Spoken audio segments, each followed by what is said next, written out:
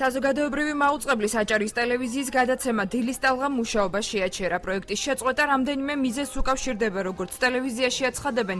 დილის გადაცემის შესაძენად ტენდერი იყო გამოცხადებული, რომელშიც მონაწილეობა 3 პრეტენდენტმა მიიღო.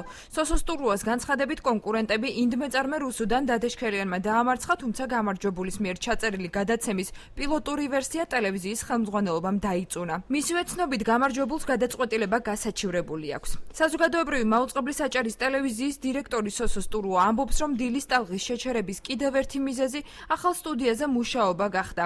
როგორც ირკვევა, სატენდერო პირობის თანახმად დილის გადაცემისთვის სტუდიის მოწყობა არა კონკურსში გამარჯვებული კომპანიის, არამედ ტელევიზიის ვალდებულებაა. სტურუა პირობას დებს, რომ დილის ტალღის შემოქმედებითი ჯგუფის წევრები სამსახურიდან არ გათავისუფლდებიან. აჭარის ტელევიზიამ ახალ სეზონთან დაკავშირებულ ახალ პროგრამებს დაიწყებს ნოემბრიდან.